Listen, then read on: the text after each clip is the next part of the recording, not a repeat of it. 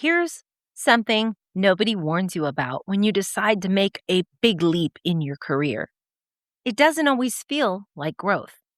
It can even feel like your life is coming apart at the seams. It's like your job got worse overnight. It feels like your relationships got harder. Your patience got shorter, that's for sure. And everything you built, the career, the routines, the identity you've been wearing for a decade, suddenly fits like a coat 2 sizes too small. And why does it seem like everything is caving in all at once? Your brain has one explanation for all of it. Something is glaringly wrong. Maybe it's the job. Maybe it's the marriage. Maybe it's the city you live in. Maybe it's you. But here's what I want to offer you today. Maybe nothing is wrong. Maybe something is working. And the falling apart feeling? That might be the most reliable evidence you have that you're in the middle of a growth period, not at the end of a life that's failing. Today, we're going to talk about why growth feels like collapse, why this exact moment is where most women either give up or hunker down, and how to get through it without burning your whole life down or sabotaging yourself back into the smaller, old version of who you were. Because you don't need to start over. You need to understand what's actually happening. Let's dive in. Welcome to the Bold Life School, the show that empowers you to elevate your life and to step into your full potential. I'm your host, Jameson, and this is where ambition meets authenticity, where you'll find the tools and inspiration to grow, evolve, and thrive. Each week, we dive into powerful topics that challenge the status quo, whether it's to break through limiting beliefs, navigate life's transitions, or embrace the bold moves that push you beyond your comfort zone. Now let's get into today's episode.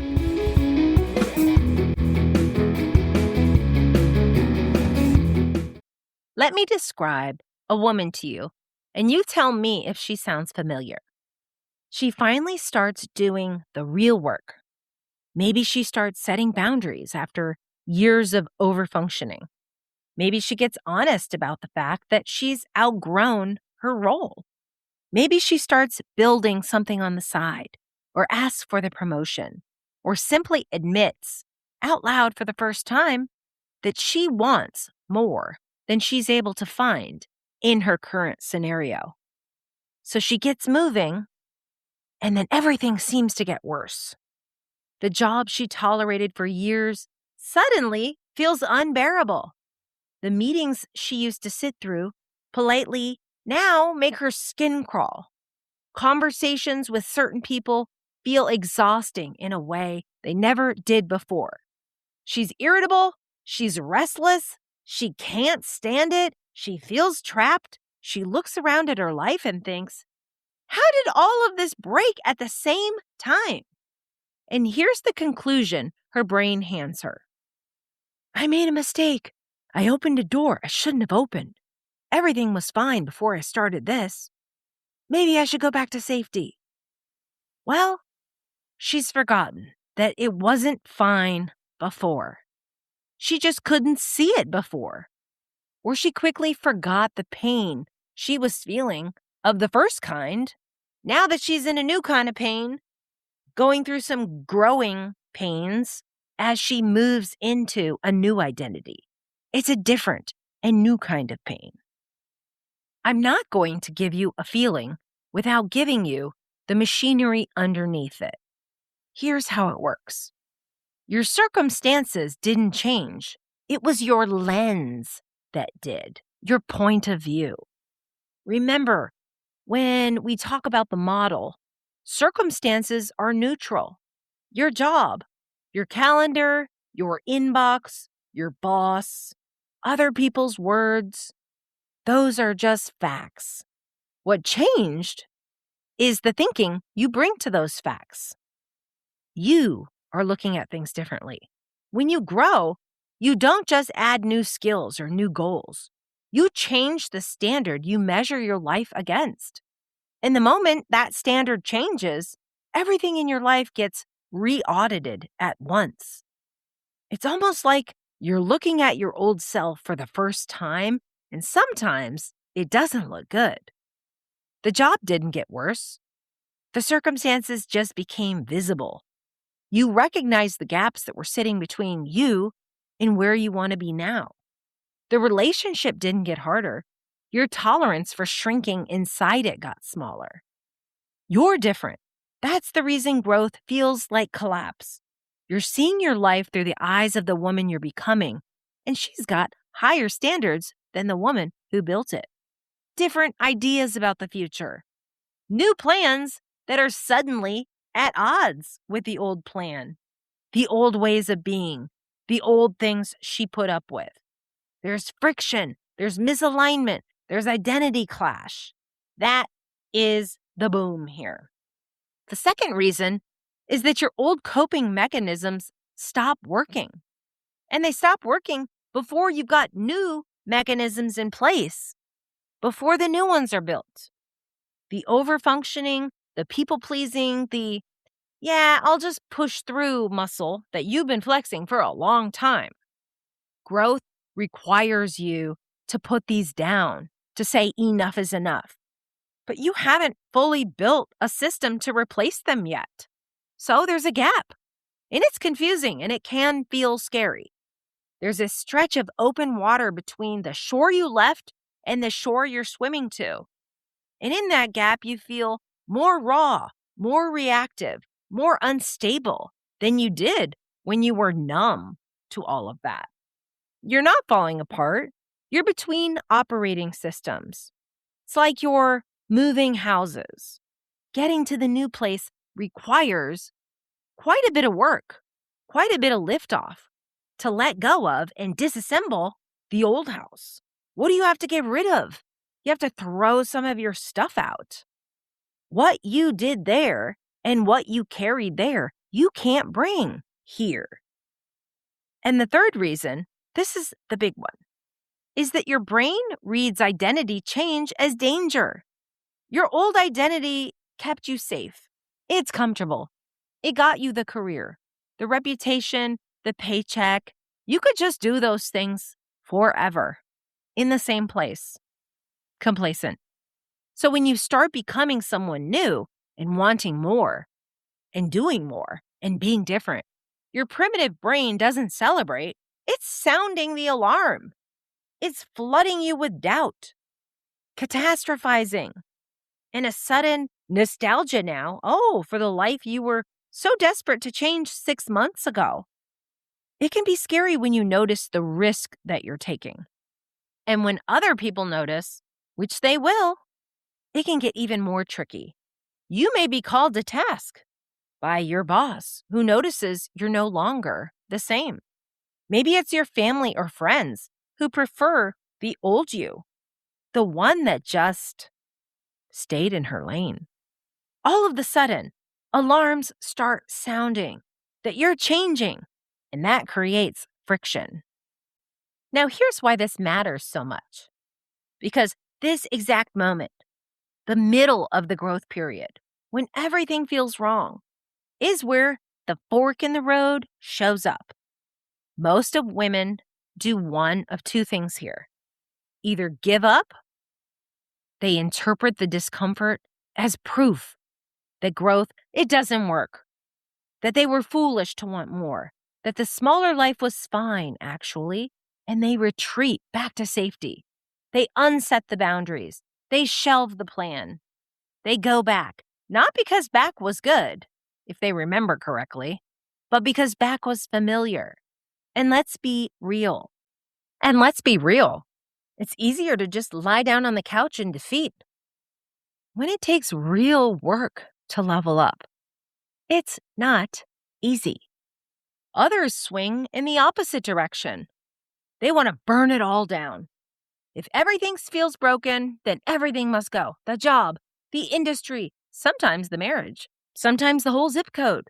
They mistake the intensity of the feeling for the need for change, for the accuracy of what they need to do to change it.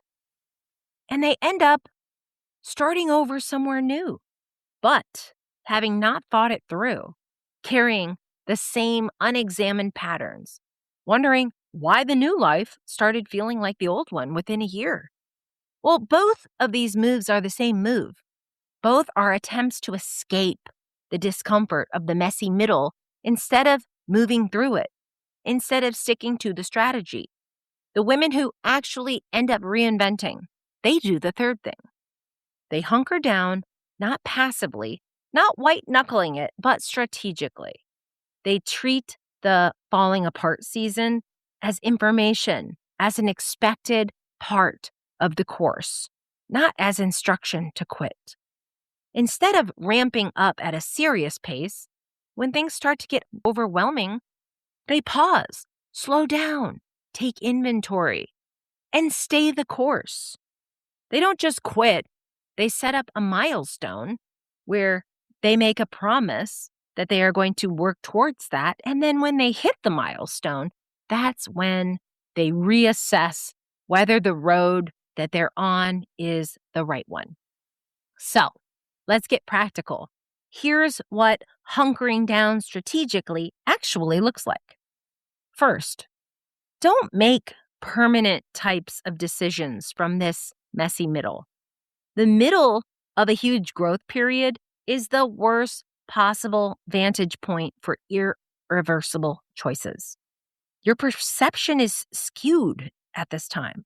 Your emotions are flying high, and your brain is totally afraid and running a fear campaign. This doesn't mean don't decide anything. It means separate the decisions that are urgent and that can lead you a few steps ahead from the ones that just feel urgent. They feel scary. They feel crazy. Quitting on a Tuesday because the meeting was insufferable feels very urgent when you're in this place, but it's not. Instead of rage quitting, track it in your mind. Write the decision down that you would like to move with. Give it a review date. Give it some time. And let the woman you're becoming make it from a place of strategy. Second, diagnose what's really going on before you demolish everything. When everything feels broken, everything is not broken. It's actually not. Usually, one or two things are genuinely misaligned, and the distress is bleeding into everything else. So it gets confusing. You're not sure what exactly is the solution. It feels chaotic, but get specific. Is it burnout? Depletion that rest would actually fix? Are you just plateaued where you are? Is it boredom masquerading as a crisis? Is it misalignment, a real mismatch between you and the work environment that you're in? Or are you simply outgrowing your old life? The signal that you're ready for expansion, a new chapter. Each one requires a different move, and burning it all down treats them as identical, but they're not. And if you move forward quickly, you plow through without really identifying what the gap is, what the issue is in your life, you may end up in the next chapter experiencing the same set of problems. And third, separate the circumstance of your life from the story that you're telling yourself. When the panic spikes, put it through the model. What's the neutral fact? I have a job. I had a meeting. My boss said a sentence. What's the story I'm telling about that fact? Oh, maybe I'm saying, I'm trapped in this job. That meeting was exactly why I never want to work here again. Or, my boss is against me and I no longer have the support. These things are just thoughts. The fact isn't producing the feeling of collapse. It's these thoughts. It's your story that you're telling yourself. And you can examine the story. When your mind is telling you a negative story, like, I'm trapped or this isn't going to work, it's important to train yourself to push back. Ask yourself, is it true that I'm trapped? Is it true that this isn't going to work? The honest answers here are no, I'm not trapped. I make the choices. And 2, no, we don't know yet if this is going to work or not. But feeling negative and speaking negatively on it is certainly not helping. When we take advice from our inner critic, it usually leads to avoidance, lack of action, recoiling on our efforts, lack of self-belief. So the answer is to train yourself to remind your brain that its thoughts are not necessarily true and that they're not supporting the vision from where you want to go. Instead of feeling trapped and swimming around in that over and over, we come up with a strategy to first remind ourselves that we have choice and fix the actions and sometimes circumstances keeping us feeling trapped. We get to decide. We get to set ourselves up by taking the actions that will lead us to our best results. And if you want those best results, you've got to manage your mind. And 4th, shrink the timeline. In a growth period, your brain wants to solve the next 10 years by Friday, but it can't. And trying to do so makes everything feel heavier, more urgent, like it's not working, and scarier. But it isn't realistic to anticipate every twist, turn, opportunity, obstacle, and pivot that will lead you to a certain outcome in 10 years. It is not. What is the one strategic move that you can make now, for this month, for this next step? Not the total exit plan, not the 5-year vision, the one move in the direction of a larger goal. Because movement creates clarity, not the other way around. Small strategic action will teach you more about your next chapter than another 6 weeks of 2 a.m. spiraling in your bed at night. And 5th, expect the nostalgia for your old life, but don't trust it. Somewhere in the middle, your old life is going to start looking good again. Simpler, easier, safe. The job will have a decent week. The comfort will call to you. Maybe I shouldn't bother. Maybe I could just stay here in easy land. But it's not a sign to retreat when you get this nostalgia. That's your brain running its final sales pitch for the familiar. Come on back here where it's safe. But you can notice it, even appreciate it, ignore it, and keep going. Here's the part I want most for you to take with you today: the relief. If your life feels like it's falling apart in the middle of a season where you've been growing intentionally, that's not evidence of failure. That's the demolition phase of renovation. Nobody walks through a house mid-renovation, sees the exposed studs in the plastic sheeting, and concludes that the house is ruined, that they should go back to the old one. That's the mess in the middle. The mess is the process of building and growth. You're not broken. You're mid-build, baby. The discomfort isn't telling you to stop. It's telling you the old structure is coming down on schedule.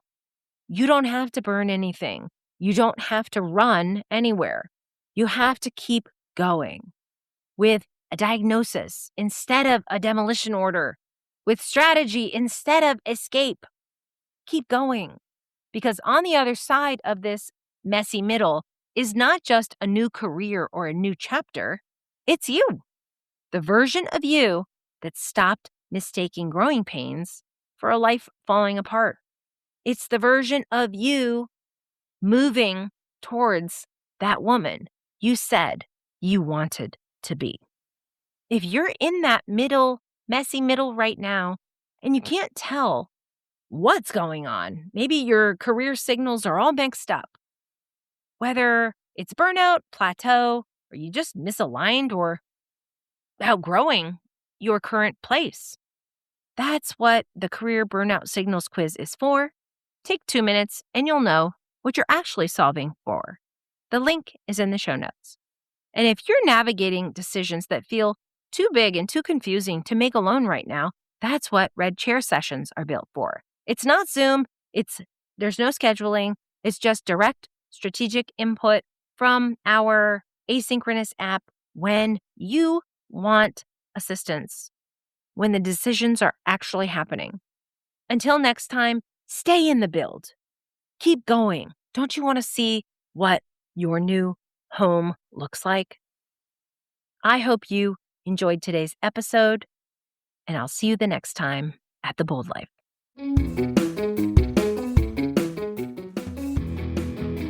If you enjoyed today's episode, head over to theboldlife.coach for more resources, join our community, and start living your boldest life today.